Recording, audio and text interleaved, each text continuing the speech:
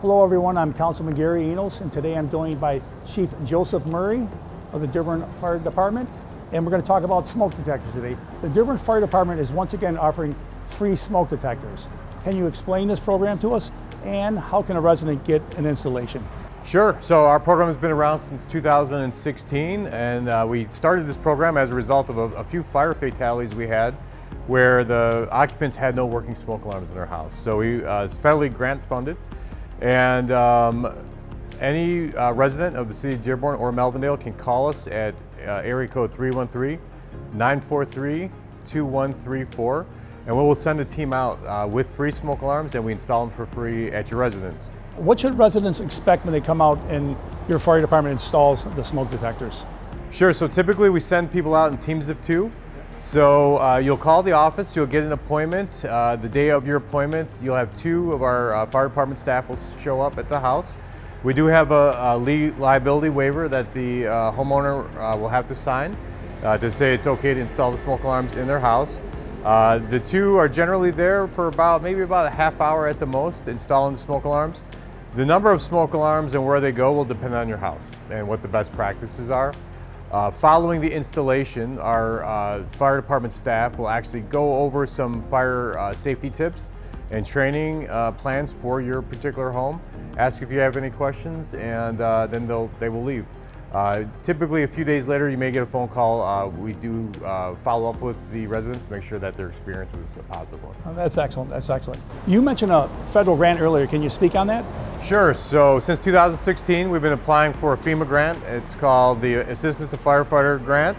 The program is Fire Prevention and Safety. And what we've been able to do since 2016 is acquire 2-year grants for this program. That purchases our smoke alarms, it purchases all the materials that we need to install these. It also provides us with an assistant to help set appointments, call the residents, follow up with them, make sure that they had a good experience, that they understand all the information. So every 2 years we reapply for the grant. We've been fortunate to have it awarded each time. Most recently we just got it, this grant a few months ago. The council just approved it for us, and we are again promoting this grant. Oh, that's great. My short time on the council, the chief here has done a tremendous job getting grants for our city, so Thank you. Great job with that. How important is it for residents to have working smoke detectors in their homes?